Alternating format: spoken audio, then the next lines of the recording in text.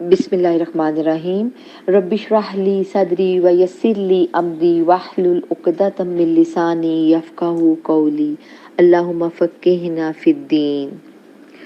Viewers, پچھلی video میں ہم نے بات کی تھی کچھ ذوالحجہ کی اہمیت اور فضیلت پر۔ اس ویڈیو میں ہم بات کریں گے کہ کس طرح سے ہم اس عشرے کی برکات سے مستفید ہو سکتے ہیں۔ ابو عثمان نہدی رحمۃ اللہ علیہ فرماتے ہیں کہ نیک لوگ صحابہ اور سلف صالحین 3 قسم کے دنوں کی تعظیم کرتے تھے۔ نمبر 1 رمضان کی آخری 10 راتیں، نمبر 2 ذوالحجہ کے پہلے 10 دن، نمبر 3 محرم کے پہلے 10 دن۔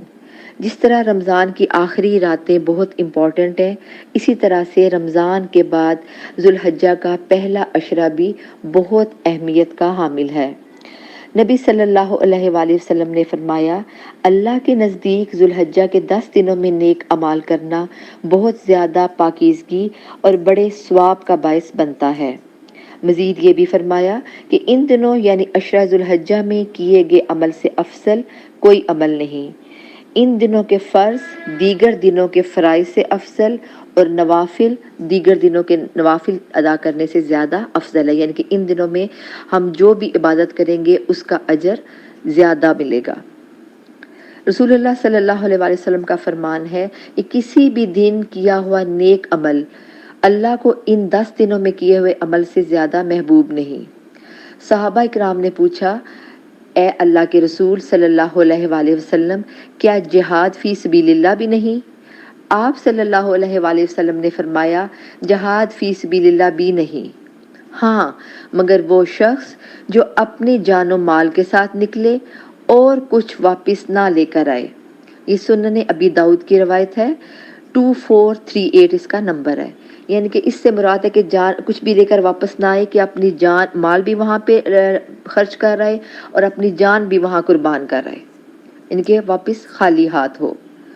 اور آپ صلی اللہ علیہ وسلم نے یہ بھی فرمایا کہ افضل الایام الدنیا العشر یعنی عشر ذی الحجہ، دنیا کی زندگی کے بہترین دن ذوالحجہ کے پہلے 10 دن ہیں۔ اور مسند احمد کی روایت ہے 5446 کہ کوئی دن اللہ تعالیٰ کے ہاں ان 10 دنوں سے زیادہ عظمت والا نہیں، اور نہ ہی کسی دن کا عمل اللہ تعالیٰ کو ان 10 دنوں کے عمل سے زیادہ محبوب ہے۔ پس تم ان 10 دنوں میں کثرت سے تہلیل، تکبیر اور تحمید کہو۔ ان کے تہلیل لا الہ الا اللہ، تکبیر اللہ اکبر اور تحمید الحمدللہ۔ یہاں پہ تکبیرات کثرت سے پڑھنی چاہیے، اور تکبیرات میں کیا ہے؟ سبحان اللہ والحمد للہ ولا الہ الا اللہ واللہ اکبر، اور سبحان اللہ اس میں یہاں پہ ایکسٹرا اس کا اضافہ ہے، لیکن اس میں باقی تینوں چیزیں تہلیل، تکبیر اور تحمید آ جاتی ہیں۔ پھر اور کیا ہے؟ اللہ اکبر لا الہ الا اللہ واللہ اکبر اللہ اکبر وللہ الحمد۔ اور اس میں جو عمال کرنے والے ہیں اس میں تکبیرات کا بہت ذکر ہے، اس پہ بہت زور دیا گیا کہ تکبیرات پڑھیں، اور خود بھی پڑھنی چاہیے اور گھر والوں کو بھی کہنا چاہیے کہ تکبیرات پڑھیں، اور کسی ایسی جگہ پر لگا دیں یا کوئی آڈیو لگا دیں جہاں پہ سب سنیں یا سب دیکھ کر پڑھیں۔ سیدنا امام بخاری رحمۃ اللہ کے مطابق سیدنا ابو ہریرہ رضی اللہ تعالیٰ عنہ اور حضرت عمر فاروق رضی اللہ تعالیٰ عنہ بازار سے گزرتے تو تکبیرات کہتے، اور لوگ بھی انہیں دیکھ کر بآواز بلند تکبیرات پڑھنا شروع کر دیتے۔ اسی طرح حضرت عمر رضی اللہ تعالیٰ عنہ جب اپنے خیمے میں اونچی آواز میں تکبیرات پڑھتے تو اہل مسجد ان کو سن کر جواباً تکبیریں کہنا شروع کر دیتے۔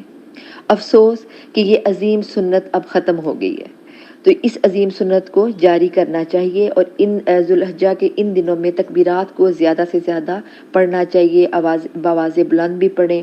پھر اور ہم دیکھتے ہیں کہ کون کون سے ایسے کام ہیں جو ہمیں اس عشرے میں زیادہ اللہ کے ہاں مقبول بنا دیں گے۔ اس میں ایک تو یہ ہے کہ اول وقت میں نماز ادا کرنا خشوع و خضوع کے ساتھ، پھر اشراق، چاشت کے نوافل، تہجد کی طویل قرات، 9 ذوالحجہ کا روزہ، اور روزہ یہ ہے کہ اس کے بارے میں فضیلت پہلے بھی میں بتا چکی ہوں۔ امید ہے کہ اللہ تعالیٰ ہم یہ امید رکھتے ہیں کہ عرفہ کا روزہ رکھنا گزشتہ اور آئندہ سال کے گناہوں کا کفارہ بن جائے گا۔ یہ نبی صلی اللہ علیہ وسلم کا فرمان ہے اور صحیح مسلم کی حدیث نمبر 2746 ہے۔ پھر اس کے علاوہ زیادہ سے زیادہ نفلی روزے بھی رکھے جا سکتے ہیں، قضا روزے رکھے جا سکتے ہیں، پیر اور جمعرات کا روزہ رکھا جا سکتا ہے، یعنی کہ جس کی جتنی استطاعت ہو اس کے مطابق وہ روزہ ضرور رکھے۔ قرآن مجید کی بکثرت تلاوت کریں، کوئی چھوٹی نئی صورت اپنی حسب توفیق حفظ کریں، قرآن کا ترجمہ تفسیر پڑھیں۔ استغفار بہت اہم ہے، استغفار کریں، ذکر کی کثرت کریں، گناہوں پہ توبہ، سچے دل سے معافی مانگیں، انشاءاللہ تعالیٰ اللہ کے ہاں مقبول ہوگی۔ درود شریف پڑھنا، خصوصاً عرفہ کے دن دعائیں مانگنا۔ پھر صدقہ دینا۔ صدقہ جو ہے، صدقے کے بارے میں ہے کہ حدیث کا مفہوم ہے، رسول اللہ صلی اللہ علیہ وسلم نے فرمایا قیامت کے دن جب کوئی سایہ نہ ہوگا تو مومن اپنے سائے کے صدقے میں ہوگا، یعنی کہ مومن کا سایہ اس کا صدقہ ہوگا۔ صدقے کی اور بھی فضیلت یہ ہے کہ صدقہ اللہ کے غضب کو بجھاتا ہے، گناہوں کو گراتا ہے اور مال میں برکت کا سبب بنتا ہے۔ تو ان دنوں کا کیا گیا صدقہ بہت افضل ہے۔ اور سب سے پہلے اس میں یاد رکھیں کہ فرض صدقے پورے کریں، مثلا زکوٰۃ، وہ اگر کسی کی رہ گئی ہے تو وہ سب سے پہلے وہ دیں۔ اور یہ بھی یاد رکھیں کہ ایسا صدقہ دیں جو خود کو محتاج نہ کرے، ضرورت سے زائد چیز وہ دیں۔ اور پھر اس کے علاوہ قربانی کریں، قربانی کے تک ناخن اور بال نہ کاٹنا۔ اس کے بارے میں بھی حدیث ہے کہ نبی صلی اللہ علیہ وسلم کے پاس ایک شخص آیا، اس نے کہا کہ میرے پاس ایک بکری ہے اور وہ بھی دودھ دینے والی ہے، اس کے علاوہ میرے پاس کچھ نہیں، کیا میں اس کو قربان کر دوں؟ میں قربانی کرنے کا شوق رکھتا ہوں۔ تو نبی صلی اللہ علیہ وسلم نے کہا کہ نہیں، تم ذی الحجہ کی 10 تاریخ تک ناخن اور بال نہ کاٹو تو وہ تمہیں قربانی کے درجے پہ پہنچا دے گا، یعنی کہ اس کا اجر اس طرح سے مل جائے گا۔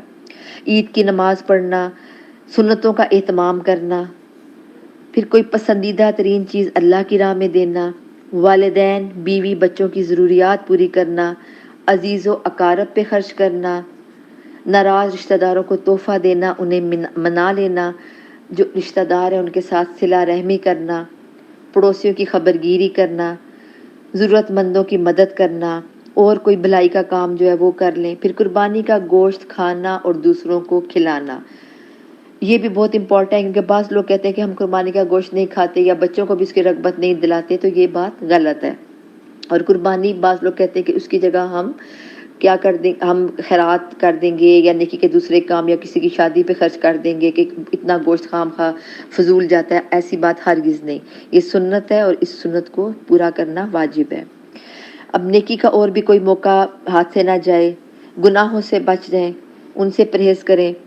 پھر اس کے علاوہ یہ لغو باتیں، شکوہ، گلہ، غصے کی طاقت رکھنے کے باوجود غصہ نہ کرنا، بدگمانی، تجسس، ٹو، نفرت، شر، غیبت، چغلی، اس کی بجائے اچھی باتیں کرنا، مشورہ اچھا دینا، کھانا کھلانا، فاستبقوا الخیرات، نیکیوں اور بھلائیوں میں سبقت لے جانا۔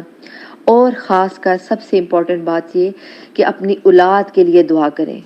7، 8، 9 اور 10 ذی الحجہ کو خاص دعا کریں، کیونکہ ان دنوں میں ابراہیم علیہ السلام نے اپنی اولاد کے لیے دعا مانگی تھی اور اللہ تبارک و تعالیٰ نے وہ قبول فرمائی تھی۔ اس لیے اولاد کی صحت، مال، عزت، اچھے نصیب، ان کے نیک زوج کے لیے بہت زیادہ دعا کریں۔ اور یہ وہ تمام کام ہیں کہ جو حج کی استطاعت نہیں رکھتا وہ یہاں بیٹھ کے کر سکتا ہے۔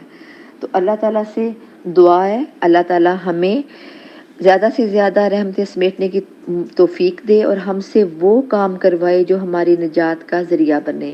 وآخر دعوانا ان الحمد للہ رب العالمین۔ السلام علیکم ورحمۃ اللہ وبرکاتہ۔